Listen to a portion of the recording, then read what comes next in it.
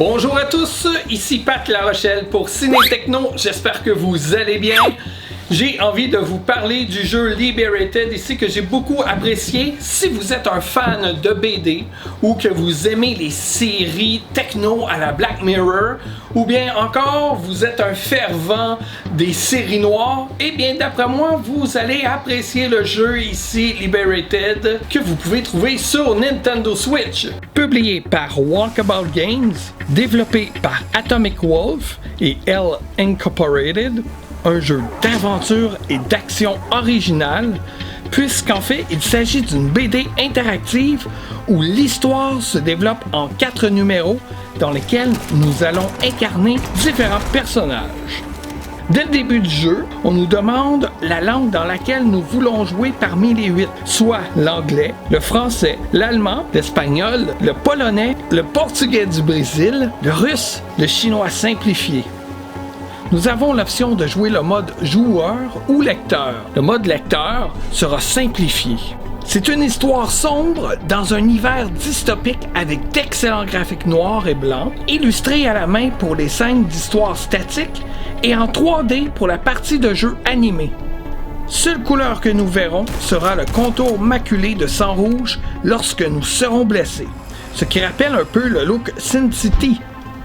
Le look des illustrations en nuances de gris est vraiment beau et colle parfaitement bien à l'atmosphère dans laquelle on veut nous plonger.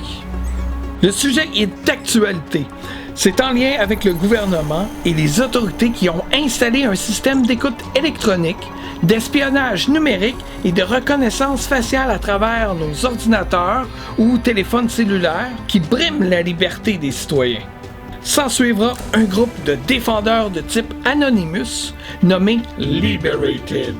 À travers les personnages que vous incarnerez, vous pourrez voir les deux côtés de la médaille et vous faire votre propre idée de quel côté vous vous situez.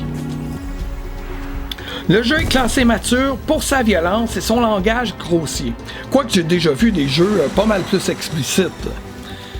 Le jeu est simple à jouer. À travers les narrations case par case, vous devrez par moments soit prendre des décisions qui cependant ne changeront pas grand-chose à l'histoire principale, faut se dire.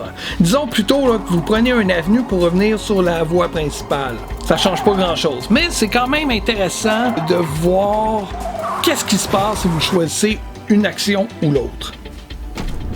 D'autres fois, il faudra appuyer rapidement sur les boutons affichés à l'écran pour survivre à une situation ou réussir une action.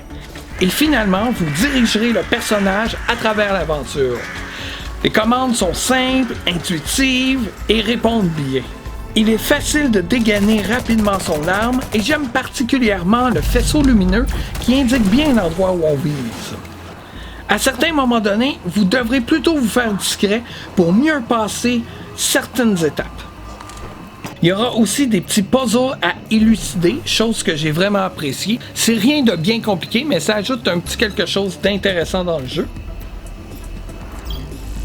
La difficulté du jeu augmente doucement à mesure que l'on progresse. Certains passages peuvent être un peu plus difficiles, mais au moins on ne nous fait pas recommencer trop loin derrière quand on meurt. Et l'ambiance sonore nous immerge super bien dans l'atmosphère du jeu, qui est somme toute court.